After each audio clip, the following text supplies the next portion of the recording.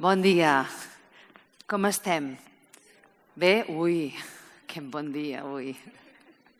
Sou pocs els que heu resistit, això del sopar d'ahir. Molt bé, benvinguts i benvingudes. I haig de dir que aquí tinc... Ahir vaig compartir taula amb els i les estudiants, mira, ja riuen, del màster d'arxivística de la Universitat Autònoma. Ho he dit bé, no? Segur que el títol és molt més llarg, però és el col·lectiu d'aquí. I vaig descobrir, diu, jo sóc el de la gravadora. Recordeu que em van posar un mòbil a gravar? Doncs són els estudiants que alguns resumeixen algunes de les ponències que es fan aquí i com que ja els han de tenir ràpid. I la veritat és que m'ho vaig passar molt bé. Esteu aquí, no? Manifesteu-vos, a veure, que us vegi. Home, aquesta gent aquí que són el present i el futur de la professió. Va estar superbé. Penjaré la meva foto a les xarxes socials. A l'Instagram soc molt clara. A totes les xarxes em vaig dir com em poso. Soc molt clara, doncs molt clara. A la resta el meu nom complet i ja està. Escolteu, com que hem viscut en una bombolla durant 2 dies, avui és el tercer dia d'aquest 19è congrés, que hem estat tan tancats aquí que us haig de dir 2 coses. Ahir, una mica abans del sopar, l'OMS va anunciar que s'havia acabat la pandèmia de la Covid-19, no? Increïble, no? Ahir feia diversos comentaris vinculats amb això i dèiem, ostres, ens queda molt llunyà. Això va passar ahir, com que estem aquí tancats, i avui, mentre estem aquí, estan coronant en Charles d'Anglaterra i la Camila. Ho dic perquè, clar, si sortiu és un impacte, no?, de dir, ostres, estàvem allà al Congrés, doncs al món avui passen també moltes coses. Ahir, la veritat és que vam gaudir molt del sopar, del lloc fantàstic, i també de la Ballaruca, i vaig veure els i les congressistes, sobretot la Darra, que em vaig quedar meravellada de la marxa que portava aquella dona, hi ha algú que riu aquí, de la desinhibició, i això vol dir que, escolta'm, quan passa això és que et sents com a casa.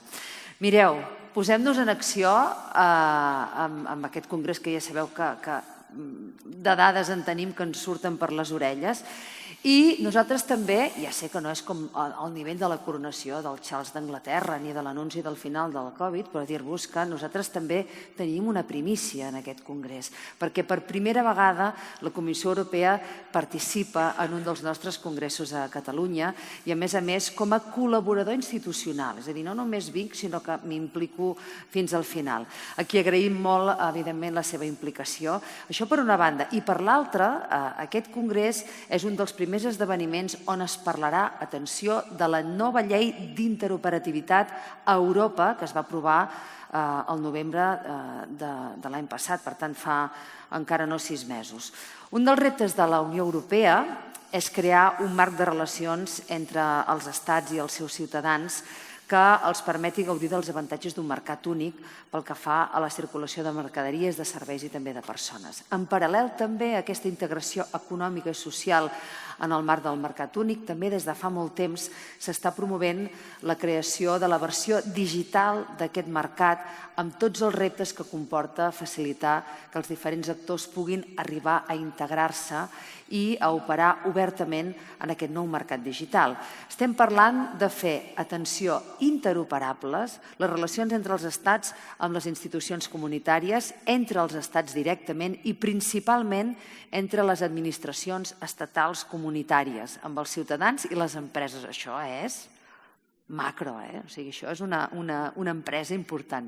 La Unió Europea ha portat a terme un ambiciós projecte d'administració digital orientat a fomentar aquesta interoperativitat de la informació amb tots aquests nivells que us he explicat. És un repte, com us deia, majúscul, on cal que tots i totes hi posem el coll i avui en parlarem ara i aquí. Si teniu preguntes, perquè ens reservarem temps pel final, suposo que això generarà dubtes, preguntes, comentaris. Recordeu que al final sempre ens guardem una estona per vosaltres. Avui ens acompanyen 2 membres de la Comissió Europea per parlar-ne. En directe des de Brussel·les tenim Andrea Almos, que la saludem, la veurem ben aviat, aquí la tenim, benvinguda, Andrea, al Congrés, i assegut aquí, perquè ja el teníem des del començament, Enric Staroyevski, ho dic bé, que també tots 2 són membres de la Comissió Europea. Benvingut també, Enric. Comencem, doncs. La primera en parlar-nos de tot això que us he dit, de posar-nos al dia, és Andrea Almos. Andrea, quan vulguis, endavant.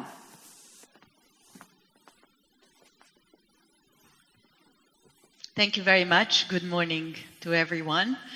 And I'm really sorry. It sounds like it was a wonderful day and evening last night. So sorry I couldn't be with you, but I'm very pleased to be part of this event, and also pleased to give you a bit of an overview from a European context on the digital transformation of the public sector, interoperability, as you have said, and then something that will hopefully be of interest to you around data spaces, data sharing. So let me start my presentation, which, as mentioned, will have ample time both to give a presentation from my end and then also from Enric, and as well we will leave some time for questions and answers.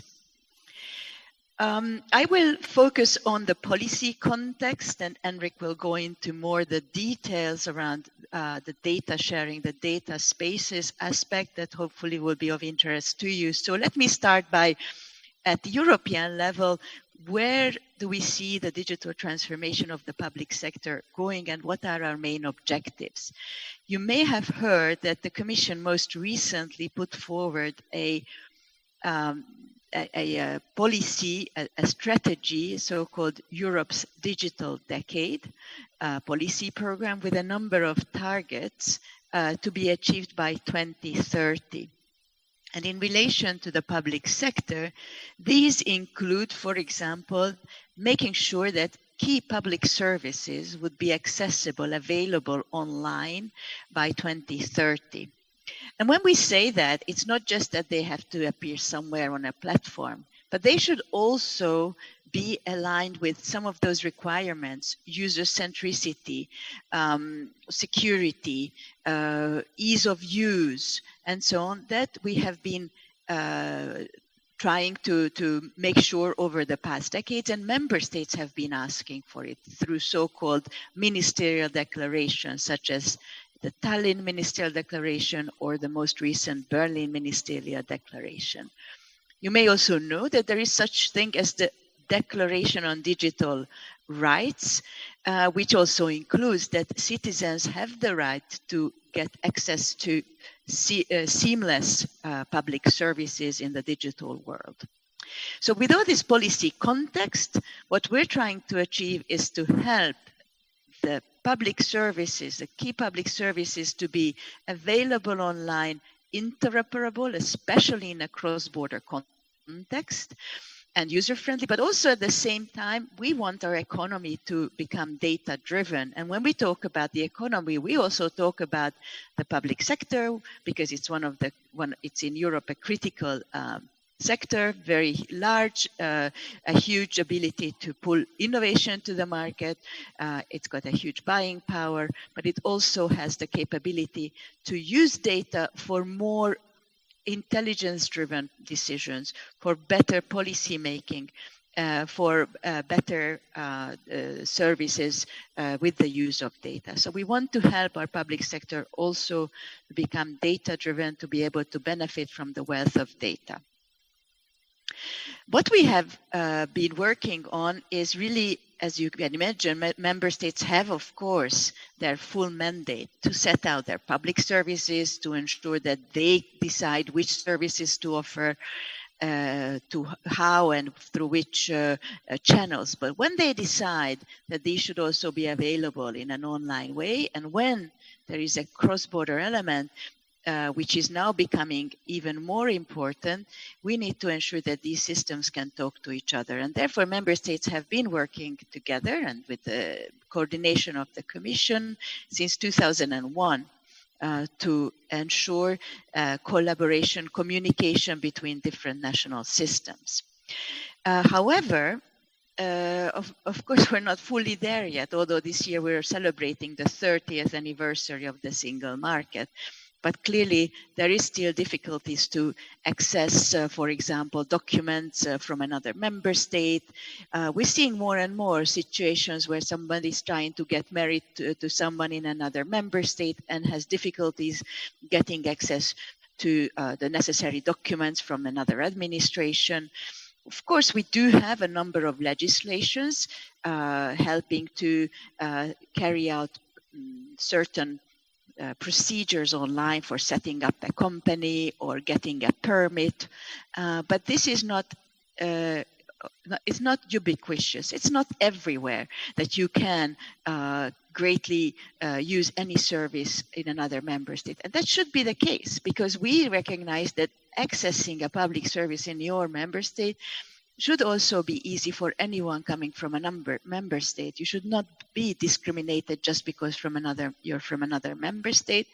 And of course, ensuring cross-border interoperability, especially, for example, for regions that have a physical border, will also ensure interoperability between different levels of government and also between different sectors within an administration.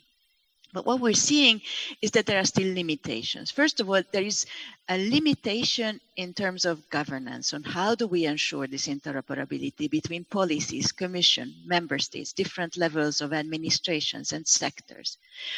Secondly, there is a lack of common minimum interoperability specifications and shared solution standards that could be put forward and recommended for reuse.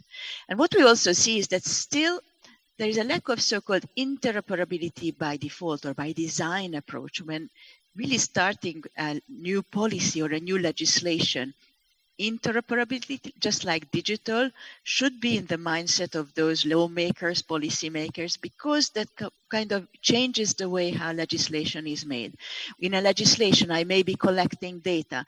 I need to think how that data will be actually maybe shared with others, and should actually have the possibility to communicate with another administration so that you can allow, for example, user friendliness, such as the once only principle, that I should not be asked to provide my administrative data more than once in the EU.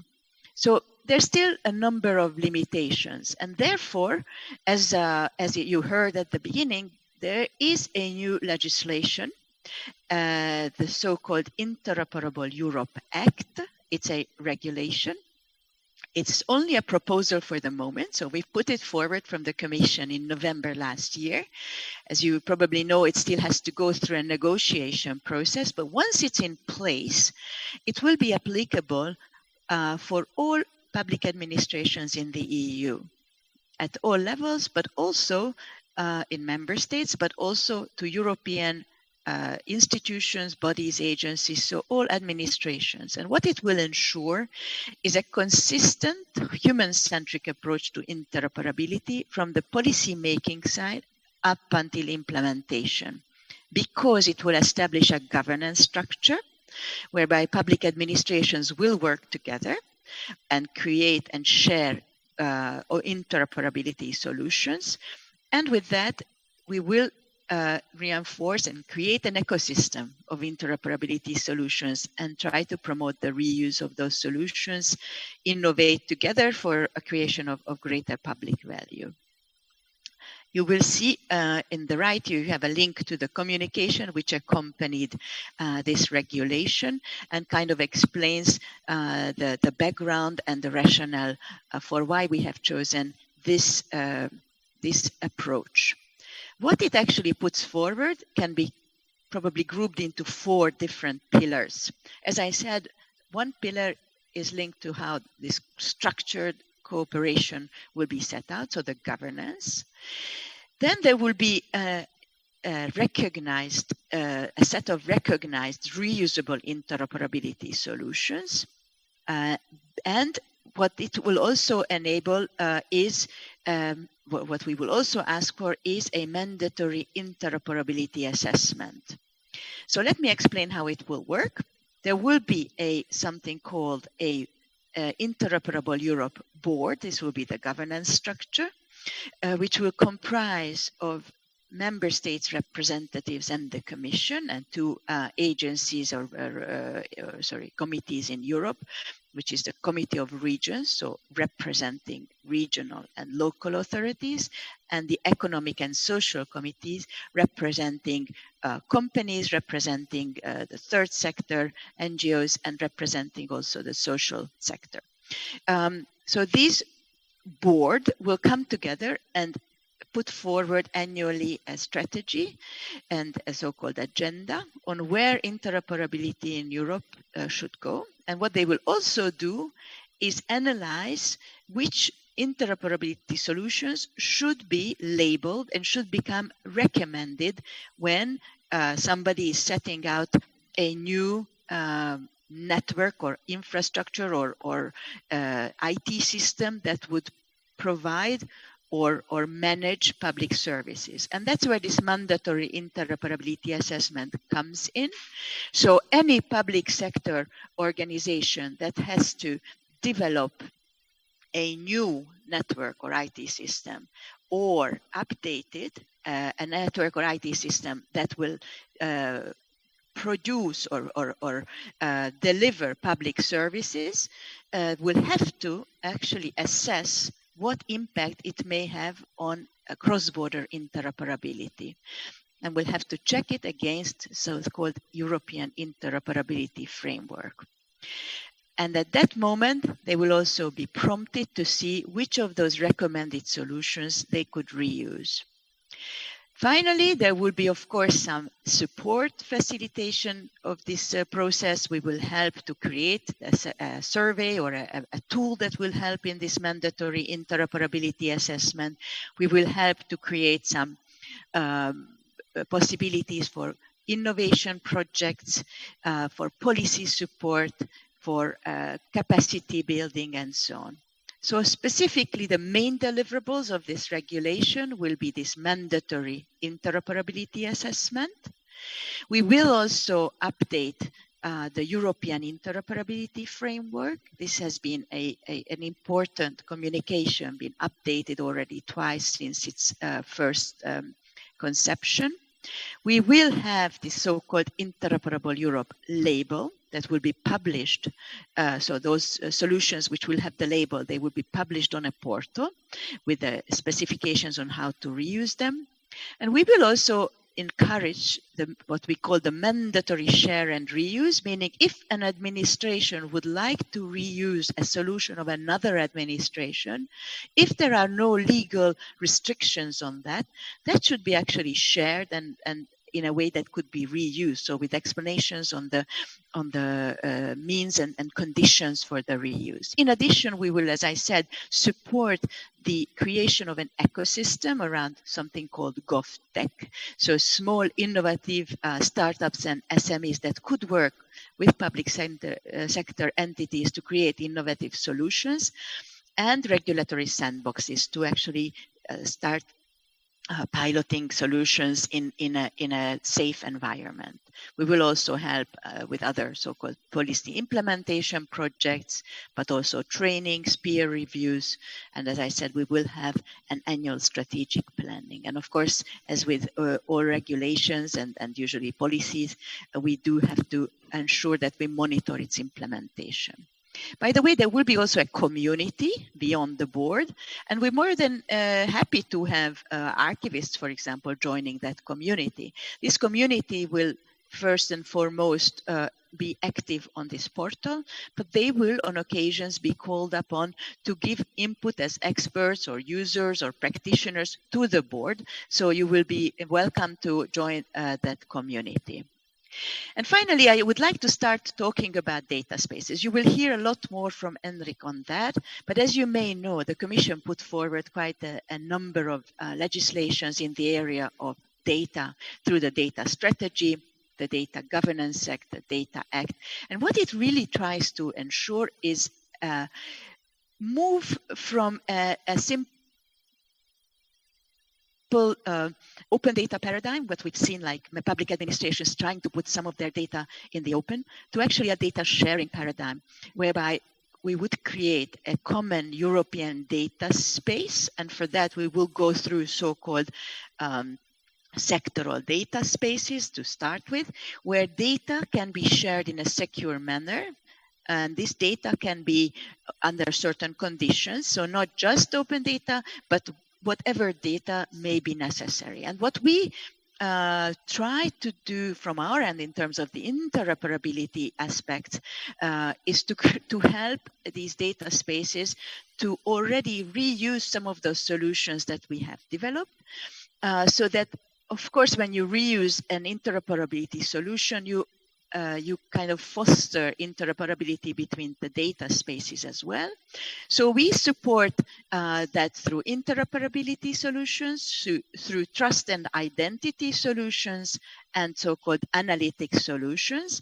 And in particular, for example, but we can go into the details through the questions and answers around semantic interoperability, but of course also around reference architecture, then core vocabularies, application profiles, Wikidata, linked data event streams, but also the creation of so-called personal data spaces. In terms of trust and identity, we have developed, with the support of collaboration of member states and through European funding, something called federated authentication, electronic identification, electronic signature, electronic delivery of documents and data, European blockchain infrastructure using verifiable credentials, or for example, the TESTA network, which is a backbone network for data exchange between public administrations, and we're working on the new European digital identity wallet. And in terms of analytics, we have something called the big data testing infrastructure, but also provide advisory services. So with these so-called either service offerings, if you will, or specifications or specific, we call them building blocks, some of these data spaces have the ability to start working out their governance, their data sharing mechanisms, and really have tools to create that environment. So I would like to stop here and hand it over to Enric, who will then really walk you through what data spaces for public administration may mean. And I think, if I'm not mistaken, it's easier if you share it there, Enric, no? So I stop sharing. Can you hear me well? Yes. Thank you, Andrea. I will go on in Catalan. I've been requested to go on in Catalan, but there is a translation service for you. Primer que res, bon dia i moltes gràcies per haver-nos convidat a aquest esdeveniment. Estic molt content perquè es dona la circumstància que jo soc d'aquí, de Sant Cugat, i a més, fa molts anys treballava amb vosaltres i molts dels que esteu aquí doncs tinc un especial carinyo per vosaltres i el que he après de vosaltres m'ha acompanyat tot al llarg de la meva carrera professional des que vaig treballar amb vosaltres.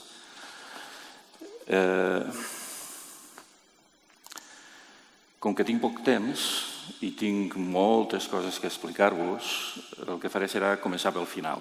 Així que començaré amb un resum dels 3 missatges importants que us vull passar. 3 és un número màgic en comunicació, gràcies pels teus tips, Clara. Així que he decidit començar per aquí. Aquests missatges són molt senzills, però són potents. El primer és, si us cau a sobre, un nou buzzword, un d'aquests palabros que comencen a sonar. Aquest, de fet, ja fa més de 8 anys que està sonant en l'àmbit dels que hi treballem en temes d'interoperabilitat i la dada. I és data space. En català això ho traduïm com a espai de dades. Però el missatge que us vull passar és, durant tots aquests anys que s'ha estat desenvolupant la idea dels data spaces, dels espais de dades, el centre d'interès ha estat molt el desenvolupament del mercat i, en el cas d'Europa, del mercat únic europeu. I el que nosaltres, i quan dic nosaltres estic parlant d'alguns consultors que ens considerem ambaixadors també d'idees noves cap a la Comissió, estem dient és, d'acord, quan llegim la documentació que prepara la Unió Europea, sobretot els textos legals, es parla de l'objectiu del benefici econòmic, però també del social. Lamentablement, quan es fa l'enumeració d'aquests beneficis, l'aspecte social sempre es deixa al final de la frase just al costat del ETC, aquelles coses que no llegim mai. Quan en realitat el que creiem és que aquest nou paradigma que estem dient Data Spaces té una missió molt important, que és ajudar l'administració pública a fer la seva funció, a complir els seus objectius. I és una cosa que ara mateix no s'està treballant, ningú no ho està treballant. Tot just ara s'està plantejant. I nosaltres volem promoure aquesta idea. La segona és que, clar, parlant de transformació digital, si volem que els data spaces siguin útils per aquesta funció de l'administració, doncs els serveis digitals, els serveis públics digitals hauran de començar a adaptar-se a aquest nou paradigma.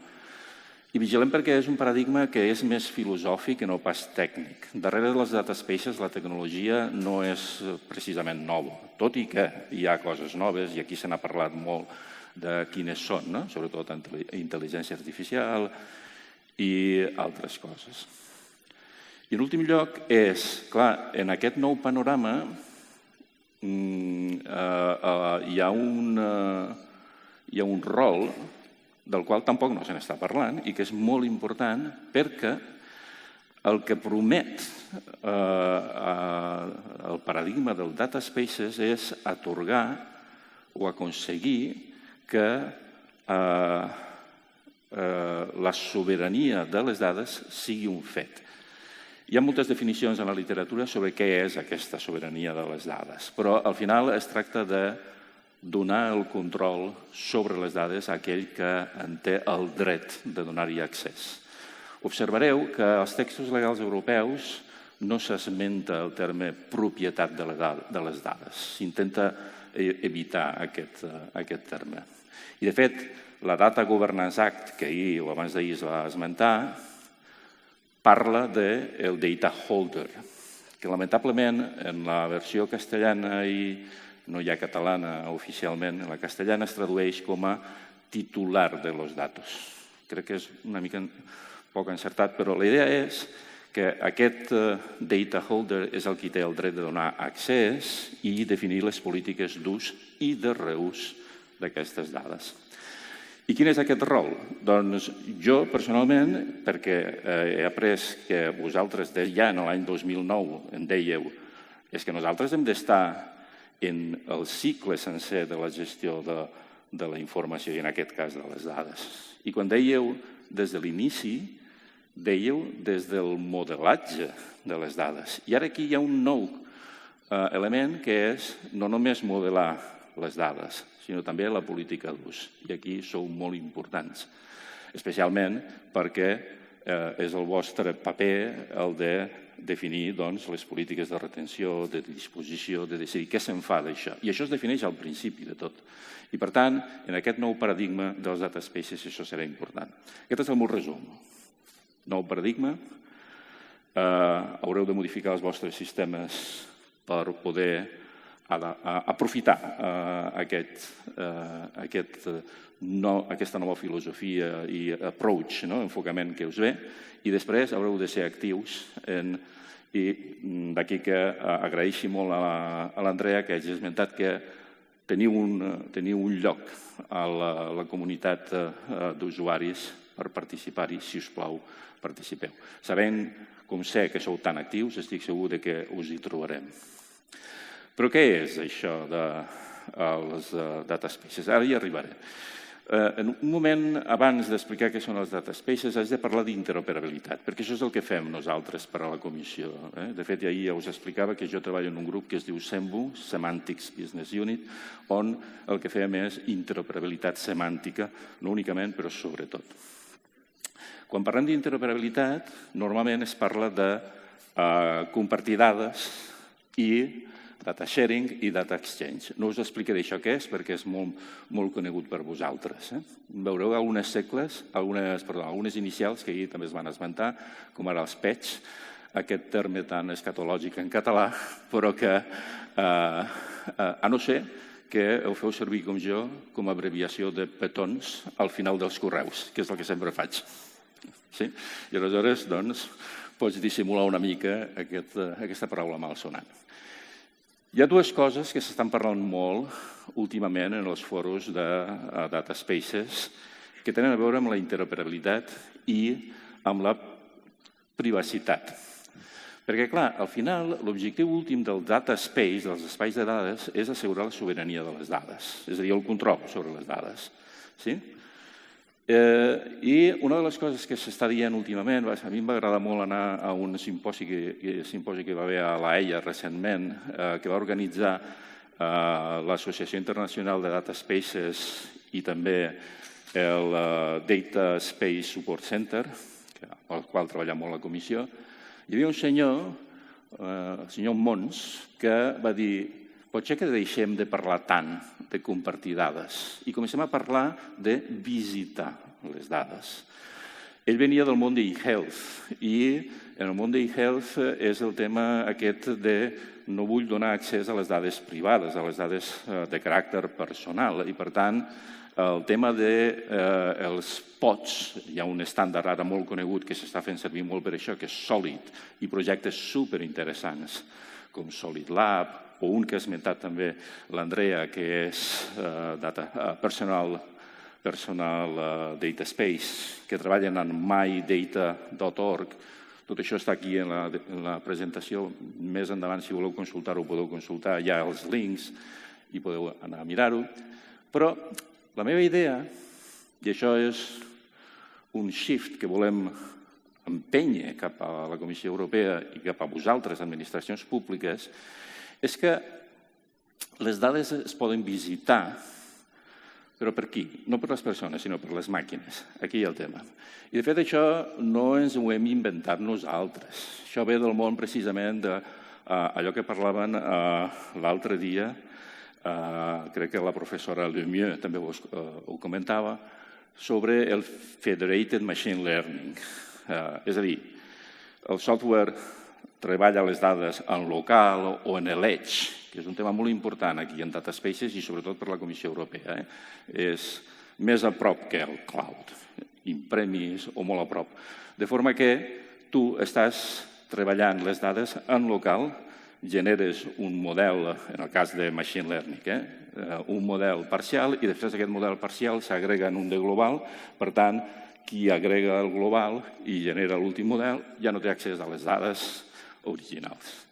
Però si transposem això al món de l'administració pública i concretament a les dades mestres, el master data, que està en els registres, en anglès en diem base registries, això és molt interessant com a idea, perquè aleshores podem començar a parlar no ja de compute to data, que és el que fan els de Federated Machine Learning, sinó compute to question.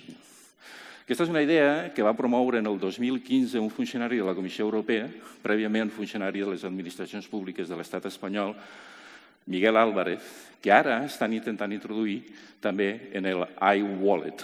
L'i és d'intel·ligent, que està relacionat amb EIDAS2.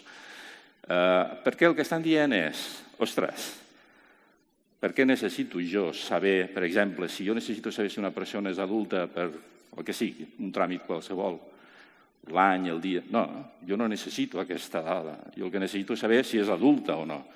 Doncs li faig la pregunta al software i el software, sabent el context d'aquell estat membre, la seva llei, les circumstàncies que hagi de tenir controlades, em contestarà sí o no. Punt. Si el que necessito és un acknowledgement o un denial, res més. Això és complex, perquè al final, en el món de les administracions públiques, els registres, interactuem amb molts registres a la vegada i, per tant, el que hem de començar a fer, a planificar, a dissenyar, ja no és el data meshing i després el data orchestration, sinó que és el question meshing i answer orchestration. I, de fet, no és ni orchestration, hauria de ser choreography, perquè el que volem és que quan això passi en temps real i que els registres vagin disparant events i que aquests events es vagin comunicant entre ells i en funció de la resposta, de forma intel·ligent, s'orquestri la informació que necessita aquell qui fa la pregunta, que podria ser un tràmit. Per tant, hi ha noves formes de fer interoperabilitat, diguem-ne, d'acord? I s'hi estan treballant. I després hi ha el Data Event Streaming, que és molt important per vosaltres, els arxivers, perquè el que estem dient aquí és, i de fet això és una especificació que està mantenint la Comissió Europea, concretament la unitat B2, que és per a la qual treballa l'Andrea, CEMIC, dins d'aquesta unitat hi ha CEMIC, i aquesta especificació s'hi està mantenint, ella l'ha esmentada també, LDs, que són les inicials de Linked Data Event Stream, o Streaming. I això em permet parlar d'una cosa que me l'he inventada jo fa 2 dies, escoltant-vos, que és Real Time Administration. Ahir, o abans d'ahir, el company, o sigui, un dels ponents, Kaldar As, esmentava precisament un projecte molt semblant, que és el Real Time Economy, que s'està desenvolupant a Estònia i a Finlàndia. La idea és la mateixa. Si jo vull empadronar-me, per què no ho puc fer en 5 minuts? Això és el que vull dir amb Real Time Economy. És a dir, si tota la informació està aquí, la teniu vosaltres, i hi ha aplicacions intel·ligents, i jo em vull empadronar, home, això hauria de ser un pim-pam, sempre i quan tot estigui ben controlat, ben cert, etc. És un invent meu, potser l'Andrea no ho havia sentit mai, això. Però crec que anem cap aquí. I per què és important per als arxivers? Perquè aquesta especificació fa moltes coses relacionades amb la vostra feina. La primera és un stream, és a dir, permet que les dades estiguin permanentment actualitzades a la que hi ha un canvi, perquè a la que hi ha un canvi salta l'event i, per tant, aquell que l'està escoltant en fa el que n'hagi de fer. Segona, les dades, gràcies un cop més, Kaldar, perquè em vas corregir una cosa que jo tenia mal entesa, les dades s'estan replicant, li vaig dir. I ell em va dir, no, les dades no es repliquen, perquè el que estàs treballant és un rècord. Gràcies. Perquè, al final, aquestes dades, aquesta especificació està treballant amb dades immutables. Per tant, estem parlant de rècords. I l'altre és que aquesta especificació permet definir les polítiques de retenció sobre allò que s'està fragmentant i que s'està redistribuint entre els diversos escoltadors. Ho deixo aquí, hi ha moltes coses. De fet, jo ahir parlant amb el Jordi Serra i Serra, el que li proposava és que potser que fem una sessió interna diferent on puguin explayar-nos amb més tranquil·litat. Això és una diapo que vaig preparar ràpidament també perquè explica una miqueta què són els data spaces. O sigui, l'objectiu al final és permetre la sobirania digital. I per fer-ho es basa en 3 idees bàsiques. Hem de fer-ho en un entorn d'extrema confiança que ens permeti observar què és el que està passant i que ens permeti controlar i prendre decisions sobre el que està passant o no està passant. I per poder fer tot això necessitem interoperabilitat. Per cert, sempre en diem interoperabilitat. Ja sé que en català es va fer aquesta formalització, però jo no ho he sentit mai i porto 25 anys treballant-hi. Només ho sentia al principi de tot. I per fer interoperabilitat, el marc d'interoperabilitat europeu, European Interoperability Framework, sobretot el nou, que està en la Interoperable Europe Act, es basa en aquestes 4 vistes que en diem LOST, Legal, Organizational, Semantic and Technical Application i Technical Infrastructure. Els 2 són molt importants, perquè tot el que està passant en data spaces és sobretot al núvol. Per tant, la part d'infraestructures de software és molt important. I especialment aquest nou paradigma de portar-ho a l'edge i protegir les dades en l'edge i processar-les de forma performant, sense latències. Què és un data space? Tècnicament és una cosa molt senzilla. Al final mai no hi ha res que sigui senzill, però la idea és que hi ha com una mena de, no vull dir-li plataforma, però una solució tècnica que el que fa és catalogar els assets digitals. No vull dir els datasets, vull dir els assets digitals, entre ells sobretot datasets, però també apps, imatges de software, algoritmes de machine learning, etc. Controlar de forma molt estricta la identitat dels participants, és a dir, gestionar aquesta identitat, certificar, i aquesta paraula és clau, certificar tothom i tota cosa que està connectada al dataspace o interconnectada, que està interoperant, i també els vocabularis, ontologies, dades de referència, dades mestres, hi ha molt a dir aquí. A més, aquí és on jo em podria estendre anys i panys, perquè és el meu, la interoperabilitat semàntica. Però el que és important o interessant d'aquest dibuix és la llegenda. Les línies discontínues representen metadades i la contínua representen dades. I aquí la peça fonamental que permet la interoperabilitat i la gestió de la confiança és el connector, és aquest quadradet d'aquí. És molt important, perquè és el que fa la feina d'alguna forma crítica. I si observeu, les dades no passen mai a través d'una plataforma central, sinó que són punt a punt, peer-to-peer.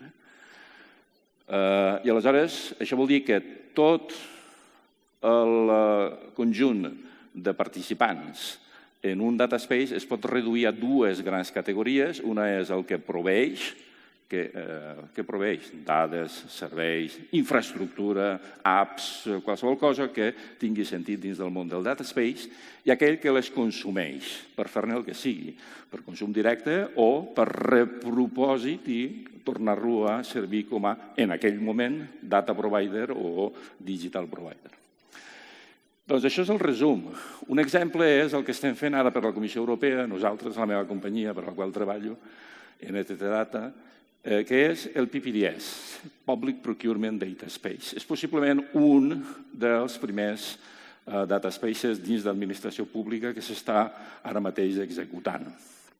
Hi ha un altre anterior, que a mi m'agrada molt, també l'estem desenvolupant nosaltres o mantenint, que és l'OOTS i és el suport d'infraestructura per al Single Digital Gateway Regulation. Aquest ja se'l mirareu, no vull perdre el temps amb això, tinc molt poc temps i necessito tirar milles. Aquests són els 3 pilars, els 4 pilars d'un dataspace, també els podeu mirar a la literatura, però hi ha una part molt important, òbviament, que és la governança. M'agradaria tornar a una cosa que he dit aquí en algun lloc, és la confiança. Ahir els panelistes d'ètica i intel·ligència artificial, jo em vaig quedar molt sorprès, perquè cap d'ells va esmentar dataspaces i recordo que la professora Gibert deia és que la solució fora certificar el software, les aplicacions. Però si fem això tenim un problema, i és que pren molt temps. Però per què pren temps? Perquè, i ella mateixa es va contestar, perquè el time to market s'allarga. Malament aquí jo. El time to market i l'objectiu social. O sigui, tenim picada pedra aquí l'expressió màrqueting, no se la traiem del cap. Però i l'objectiu social i l'administració pública hem de treballar-hi, ho hem de definir, d'acord? M'hagués agradat poder fer la pregunta, però la Clara no em va donar l'oportunitat. Clara, carinyo. I avui ja no hi són. Bueno, ja s'ho pensareu. Aquest paradigma dataspaces està orientat precisament a això, a dir, anem a procurar, i això està a més en l'oferta Simple, que ara en parlaré, que és superimportant, anem a procurar que hi hagi instal·lacions de testeig, de prova, els sandboxes que ha esmentat l'Andrea, va per aquí també, hi ha molta literatura sobre els regulatory sandboxes. Anem a permetre que la gent aprengui, provi, testegi i desplegui. I anem a fer que tot això es faci en instal·lacions validadores que un cop passat el procés alguna autoritat certifiqui que és correcte, que el software no és malware, que la intel·ligència artificial està aplicant el codi de conducta que s'espera i que hi hagi una observabilitat de com es comporta al llarg del cicle de vida de la gestió de la dada. Per tant, la solució al problema que plantejaven ahir està aquí. És una solució i no és la millor. I a més està en pilota picada. Perdoneu, traductors. Està tan en pilota picada que la següent diapositiva que us vull ensenyar, després tornaré a aquesta si em dóna temps i si no és igual. Veieu que tenia moltes coses que dir-vos. És aquesta que tinc en algun lloc de les 50.000, aquí dalt. Aquest dibuixet d'aquí per mi és molt interessant. El que està reflectint és la projecció que una de les autoritats teòriques dels data spaces està fent, o feien el 2020, això ve del Big Data Value Association, sobre els data spaces. Està dient, això va per llarg, xiquets. Estem aquí, ens donem 2-3 anys, estem per aquí més o menys, per començar a parlar-ne, a fer convergir les tecnologies i les idees, sobretot les idees, però creiem que cap al 2030 hi haurà suficients desplegaments i testejos com perquè la gent ja tingui idea d'això que va i com ho pugui aplicar. D'acord? Aquesta és la projecció. Els altres roadmaps també són interessants perquè són coses que estan passant dins de l'administració pública europea o promogudes per l'administració pública europea en relació amb els data spaces. I són coses que estan en marxa. Molt important, sobretot, això que està aquí, Simple. Simple, i aquí això que ho explico ràpidament, és el desenvolupament. Tot just ara s'està avaluant la licitació, o sigui, les ofertes que han licitat. Això vol dir que fins a final d'any probablement això no comença. I el roadmap és a finals de 2024 tenir coses funcionant. I aquí estan parlant de 3 coses. El Simple Open, que és programari lliure obert, que l'esperança és que el desenvolupi i el mantingui la comunitat. Simple Labs, que és aquestes sandboxes de les quals parlava l'Andrea, perquè tothom, i quan diem tothom vol dir tothom, pimes, torno a dir pimes, administracions públiques locals, torno a dir locals, regionals i, per suposat, les estatals, que seran les que, almenys en un principi, faran aquest esforç. Però l'objectiu és gratuït per tothom, fàcil per tothom i mantingut per la comunitat, obert. De forma que no hi ha una direcció des de la Unió Europea, o aquesta és la idea. La direcció la imposa la comunitat. Els estàndards estaran imposats per tracció, no per sanció. O almenys aquest és l'objectiu. D'això també en parlava l'altre dia Jim, ahir. Passo ràpid, ja m'estàs mirant malament, Clara. No? Vinga. A veure, m'interessa molt tornar a una diapo que hi havia per aquí, que és aquesta. Però abans n'hi ha una altra que també és important. Quantes en portes, O sigui, la Margarita també està emprenyada amb mi. Ostres. Aquesta. Això és el model de rols definit per IDS RAM 4.0. IDS són les inicials d'International Data Space. RAM vol dir Reference Architecture Model. És molt complex. De fet, ara mateix, en ITSA estem tots discutint que això s'ha de simplificar sí o sí. A més, està ple d'absurditats i estem treballant força. Molt complex i, a més, hi ha coses com que el clearing house, això no és un rol, això és un servei. I aquí és on esteu vosaltres, precisament, perquè l'objectiu del clearing house, els objectius són diversos. Un és el controlar el billing, perquè aquí hi ha el tema de monetització, amb el qual jo no estic gens interessat, però hi ha un altre que és el usage, les polítiques d'ús. I aquí és on teniu el paper. És un intermediari més, és un participant més del data space. Mireu-vos bé aquesta, que és molt important, i la referència. Aquí hi ha una altra cosa molt important també, que és, estem cansats de parlar de la llei de Moore, alguns potser no coneixeu la de Metcalf, però hi ha una altra cosa aquí que és, clar, la potència amb la qual estan incrementant-se les solucions d'intel·ligència artificial per a la governança, per a la sobirania digital. D'això també se'n va parlar ahir. Doncs ja quasi acabo. Important aquesta. Per què? Perquè una de les coses que estem treballant molt a la Comissió Europea, justament per a la unitat d'Andrea, a la unitat B2, i ella també ho ha esmentat, és l'arquitectura de referència. D'arquitectures de referència n'hi ha moltes, o bastantes, i totes estan dient més o menys el mateix, però no hi ha cap que estigui fent una representació formal, tècnica, de quines són les capabilities, les digital capabilities que s'esperen d'un data space. Nosaltres sí que ho estem fent dins d'aquesta unitat, unitat B2, per a una acció, per a una iniciativa dins de la unitat que es diu EIRA. EIRA i GOVERA. EIRA són les inicials de European Interoperability Reference Architecture i GOVERA no són inicials de res, simplement és govern basat, o transformació digital, solucions per a la transformació digital basada en l'arquitectura de referència EIRA. I aquí un dels diagrames que pintem en un estàndard que és Archimate, és un estàndard d'arquitectura, és el mapeig entre els solution building blocks, això són solucions certes, en aquest cas de la capa legal, que aplica en el cas dels data spaces.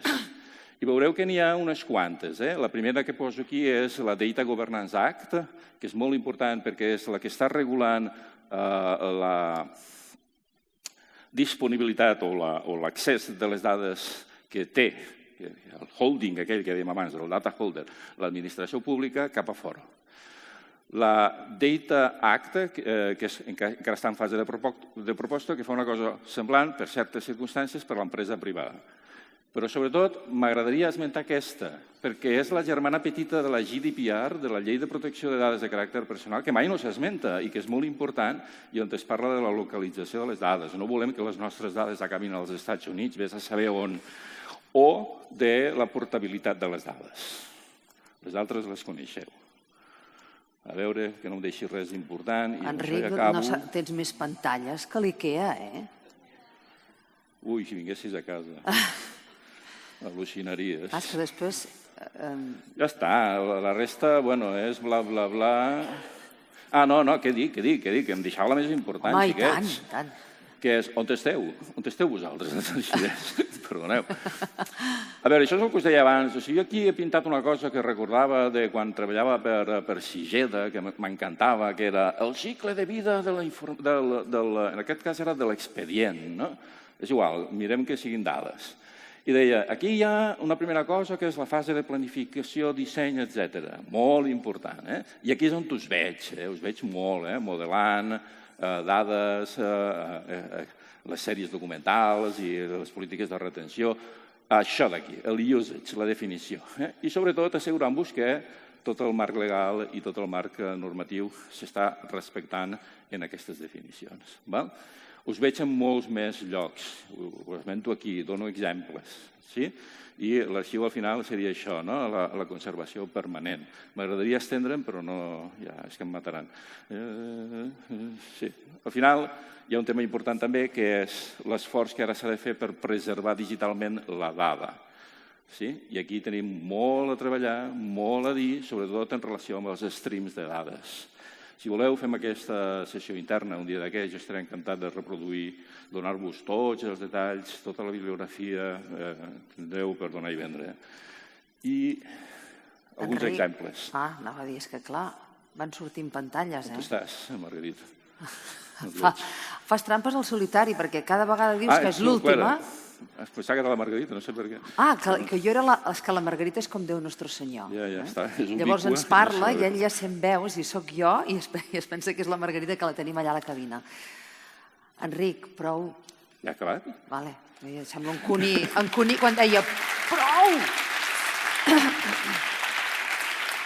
Sintetitzar costa molt, que dèiem, i a més quan saps com l'Enric tantes coses, jo faré 3 titulars del que ens han explicat primer l'Andrea Almos. De l'Enric faré una frase, perquè ja ho acaba d'explicar ell, però sí que l'Andrea ens deia una cosa molt important. Deia, és que els legisladors a partir d'ara i legisladores ja no poden pensar les lleis sense tenir en compte aquesta interoperativitat. I això és obligatori ja, a partir de ja, aquesta interoperativitat obligatòria. Per això, a nivell de la Unió Europea es crearà aquest Consell de, ara hauria d'anar dient interoperativitat, i m'aniré encallant, però vull dir, d'això, a Europa, que és el que marcarà l'agenda i també el que certificarà, amb aquesta certificació que serà europea interoperable. Déu-n'hi-do, jo ho vaig dient i no m'encallo.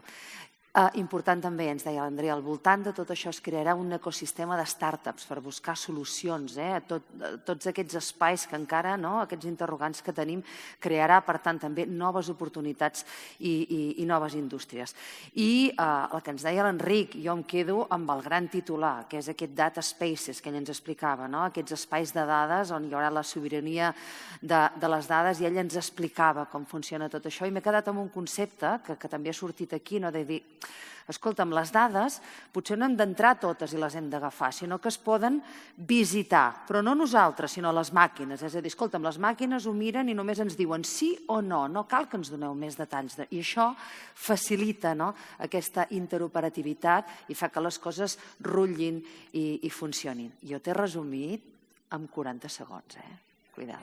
Ell ha dit moltes coses molt interessants, però jo només he fet... Escolteu, preguntes. En teniu alguna? Obrim llum de sala. Mira, ja s'aixeca una mà, és que ens volíem guardar temps al final. Aquí tenim pregunta, ens dius el nom i endavant amb la pregunta. Tenim l'Andrea també que està escoltant des de Brussel·les, per tant, endavant. Hola, perdoneu la veu. Però això és d'ahir? Ara que em sento... Això és del sopar d'ahir. Perdoneu la veu. Sí, jo sóc dels que vaig tancar el sopar d'ahir. I ara aquí a les 10, vull dir que respecte. Tinc una pregunta de portes endins, tant per l'Andrea, especialment per l'Andrea. Des de Digit, tenint en compte també la rellevància que heu posat del paper dels arxivers, heu comptat amb els companys de l'IDOMIC Team en algun moment per treballar amb aquesta aproximació, que està a la Secretaria General? I dos, vist que hi ha el Public Procurement Data Service, heu avaluat l'impacte o esteu estudiant com s'integrarà e-Procurement Suite, que no només s'utilitza a la Comissió, sinó que ara s'està implementant també al Parlament i al Consell, perquè ens obliguen. Com ho veieu, això? Em dic Vicenç, per cert, Vicenç Ruiz. I can answer the second one, Andrea, if you want me to. The first one, I didn't understand whom you were referring to. The colleagues of IDOMIC who work in the Secretariat General of the Commission, who are basically implementing the policy of document management there. And also, of course, take control of retention policies and so on. Can you answer that, Andrea?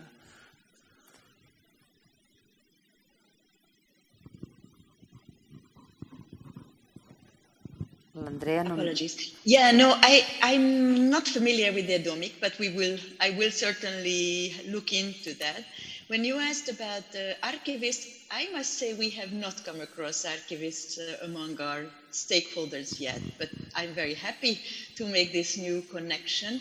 Typically, we have a member state group, interoperability experts that we work with. So they're representatives coming from either the digitization ministry or the public administration ministry and so on.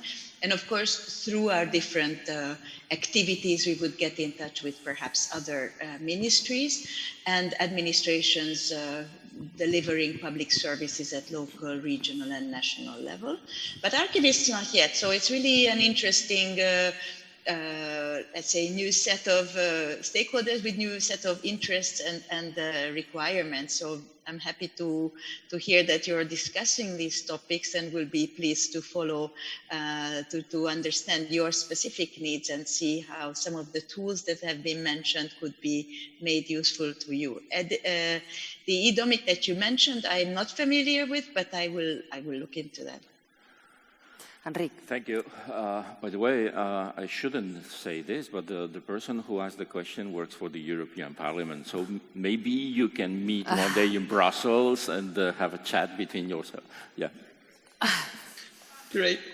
Now, the second question. I've been working for public procurement for now 25 years or so. The suit you mentioned, I think it's more related to European institutions than to member states. Maybe I'm wrong, but I think so. What concerns member states in terms of public procurement are the directives, 2014 directives. Yeah? There are 5 directives, including invoicing. Those are the legal basis for this PPDS, Public Procurement Data Space. Now, the objective of this PPDS, or this data space for the time being, is not providing functionality nor capabilities, digital capabilities that are already provided by the European Union, mainly by the Publications Office, OP, especially the TED, the Tender Electronic Daily, and eCenter, and all the cornucopia of solutions they have been implementing for many years, okay? This PPDS is very important because it's very promising for in the future, 2030 maybe, to provide some procurement-specific domain functionality, but not for now. For now, it's oriented to data analytics, indicators, data quality on procurement, because that is one of the problems in procurement as per today, data quality. And the efforts are being concentrated on that objective, all right? And solutions for this PPDS, all those that have been developed by the Commission so far, or that is the intention. Like, for example, e-delivery, mainly by CEF, but also by DIGIT, yeah? E-delivery, OOTS, the standards, the Publications Office, well, in fact, it's, the owner is DIGIT, but the executor is Publications Office of the ontology, the EPO ontology, which I had the honor of participating in that definition for 5 years, and I'm still connected to that. So there are plenty of solutions that will be hopefully reused for the PPDS. The idea is not reinventing the wheel. Data spaces is not about new technology at all, or practically not. It's about the philosophy, which is data sovereignty. Do not forget that. Data sovereignty, how to guarantee the control of the data. My data, my rule. Okay, that is the idea. Thank you. Alguna pregunta més? Mira, allà tenim una altra mà. Quantes? Dues. En veig quantes? Podeu aixecar les mans? 3 mans. Som-hi. Ràpidament portem els micròfons. Aquí, a veure quin micròfon arriba primer. Ara tindrem aquí... Com que ja es coneixen, segur que no hi haurà conflicte entre qui comença. Som-hi. Qui és la... Per ordre alfabètic, Caselles. Lluís Esteve Caselles. Hi ha una qüestió quan es parla d'espai de dades que va surant dels últims anys, no? I sobretot parlant del núvol i de l'edge i de les administracions locals i de les pimes que has dit, no? Llavors, hi ha una qüestió que en aquests moments, almenys en el nostre entorn, bona part d'aquests espais de dades, que no és l'espai de dades que heu explicat vosaltres, les administracions públiques estan treballant en bona part amb núvols privats. Llavors, una de les qüestions que en els darrers anys ha anat preocupant és que algunes empreses que han anat creixent molt tenen bona part de la documentació de administracions públiques i, per tant, ja no és un tema de seguretat, d'infraestructura tecnològica, sinó també de la seguretat de les dades. Quan s'estan plantejant aquests espais de dades i aquesta col·laboració pública-privada que sempre hi ha al darrere d'aquest horitzó 2030 i així, es preveu alguna regulació en què aquests espais de dades forçosament han d'estar amb servidors de núvol públic o amb edge, amb una infraestructura diversa en l'àmbit més local? Gràcies. Can I take this one, or at least partially, Andrea? I think Andrea's not being translated, maybe? Sí, okay. diu que sí. I can answer partially, but maybe Andrea want to contribute or add something. Ja existeix aquesta llei. És el framework surt en anglès, framework for the flow of the non-personal, free flow of non-personal data. Aquí s'està parlant precisament de la localització i de la portabilitat. I, a més, amb aquesta idea de dir, ei, aquests núvols privats hem de construir una infraestructura europea. Això és una altra idea que s'està treballant molt, també.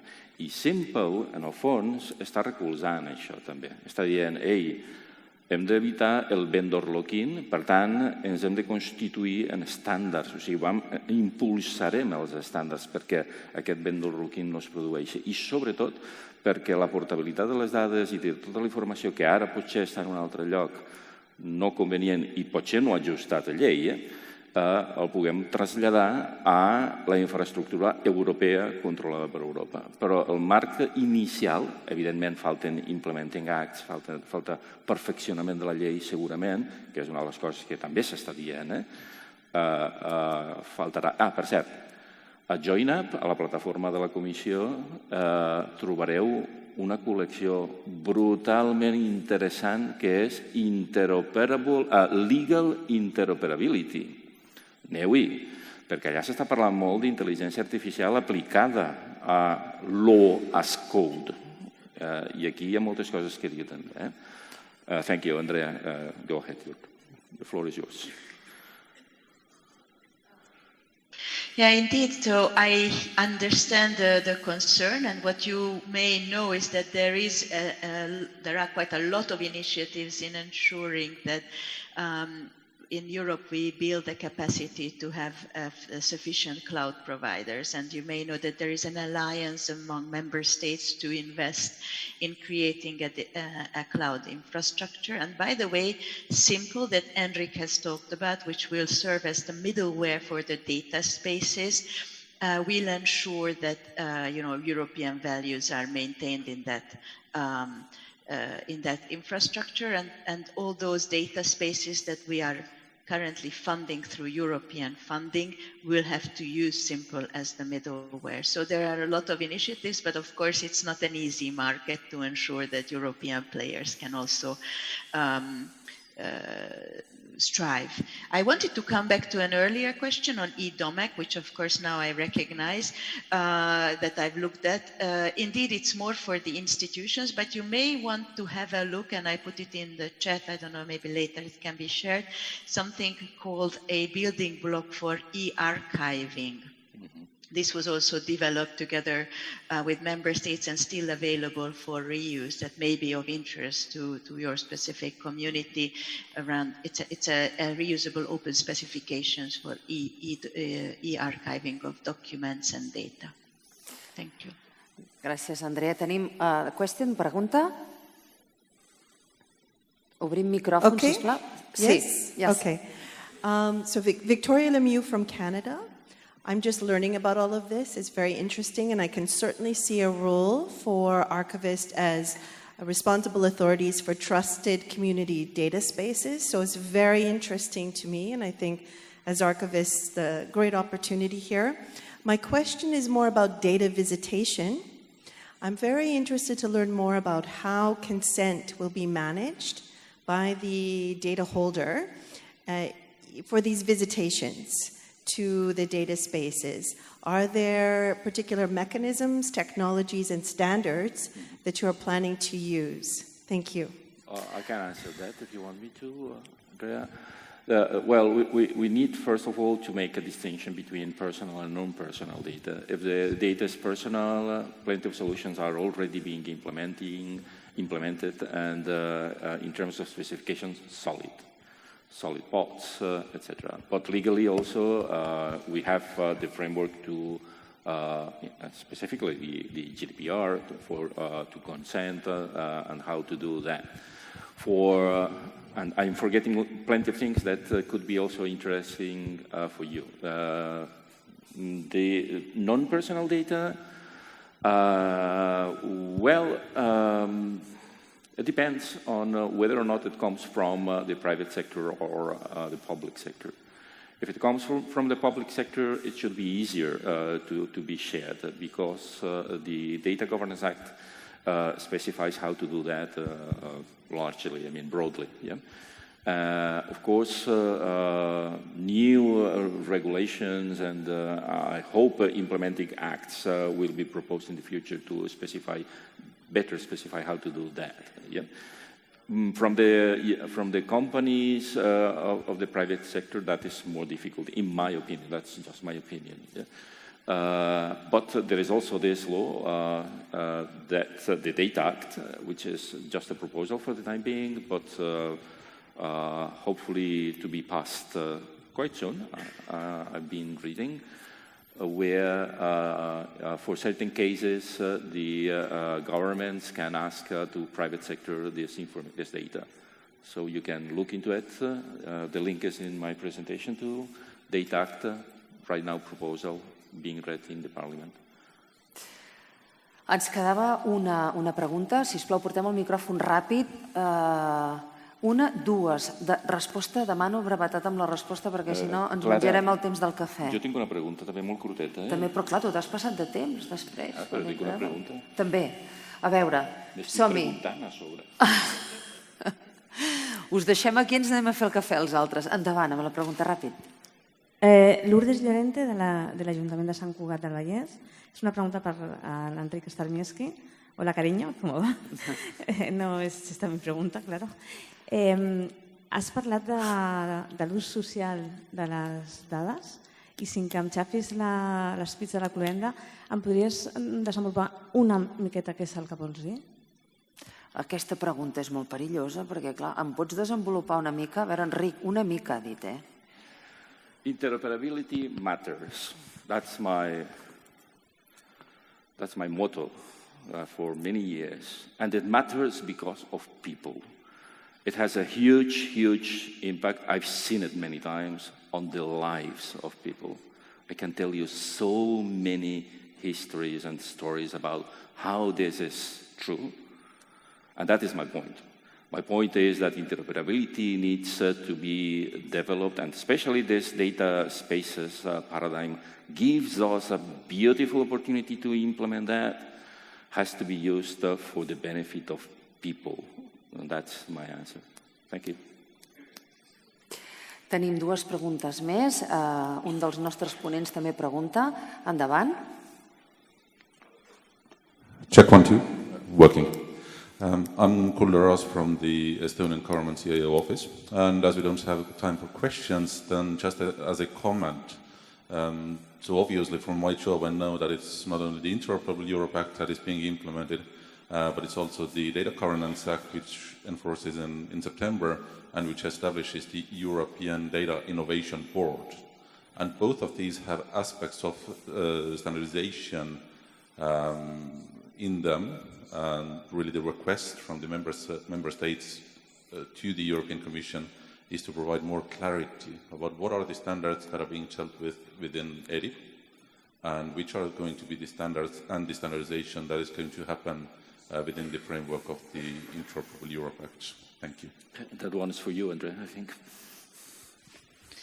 Yes, indeed. So thank you for bringing that up. The European Data Innovation Board will ensure, especially its specific working group, to identify the relevant standards, interoperability standards as well. And what we're doing already is that we're working together with the data spaces and are to understand what standards already are used or work, and then we, through the the Interoperable Europe Board, will be also represented in this European Data Innovation Board. So there is a clear link at the governance level established. And by the way, there is already what is called the Data Spaces Support Center that tries to identify commonalities among the data spaces. It's more the operational level, and the Innovation Board will be more the identification of relevant standards. And of course, when they are made, this European Data Innovation Board will comprise of member states representatives, so they are the standing members, and then the experts for specifically working on identifying the necessary standards. So there is a clear governance link now between the the Data Innovation Board and the Interoperable Europe Board. And so when both of them are set up, in September the Data Innovation Board will already be set up, then this collaboration will also clearly start. Perhaps one more little comment on the earlier question from the colleague from Canada. Indeed, in the data governance sector, there is a notion called data altruism. So it's something that as an individual, I may wish to share some of my data for the provision of better public services. And there is a whole set of notions and procedures explained there on how that should be done and how the consent for the reuse of that data should be done. So if you want to find out more about the consent that is in the Data Governance Act. But in general, as you know, for standards, we definitely have identified some of those standards, for example, identified by the WC3 and others for data models that are already in use. And indeed, with the European Data Innovation Board, those will be further enhanced and made known to the community. Thank you. Gràcies. Gràcies, Andrea. Ens quedava una pregunta, crec, una només. Tenim temps? La meva. No hi havia ningú més. Era la teva. Però ràpid, perquè és que si no... Només tenim 20 minuts pel cafè i encara ens passem. Som-hi. And it's very simple. It's deadlines and next steps for the Interoperable Europe Act. We are currently negotiating it. So when you have a proposal from the Commission, our job is now to kind of listen to the feedback from the member states in the Council and of course to the parliamentarians in the Parliament. So that takes quite a few months.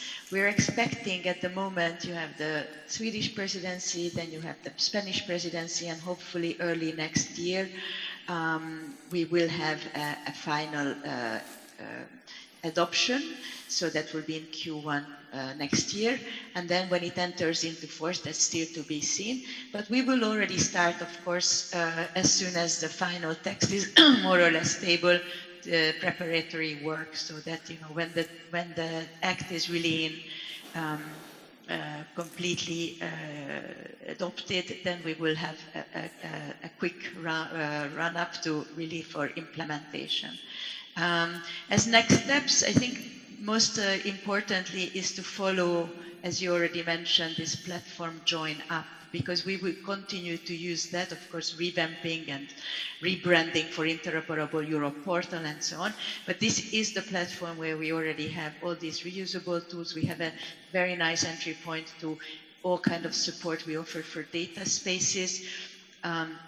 We have everything that needs to be known about the policy and the European interoperability framework, and we're also creating communities. If I heard you talk about AI, we have a whole community around AI in the public sector. We have a whole community around GovTech, so you're more than welcome to visit this website, and I'll put it in the chat to be shared later. Many thanks. Doncs moltes gràcies a tots dos, a Andrea Almos i l'Enric Staromiejski per tot el que ens han explicat. Tenim un cafè curtet, de fet hem començat a les 10, escolteu, un cafè curt de 20 minuts, esteu atents a les crides, un cafè gentilesa avui de Normandat, tecnologies per la gestió documental i la transformació digital de processos de negoci. Som-hi, que ens queda ponència i taula rodona i tancament també del Congrés. Fins ara.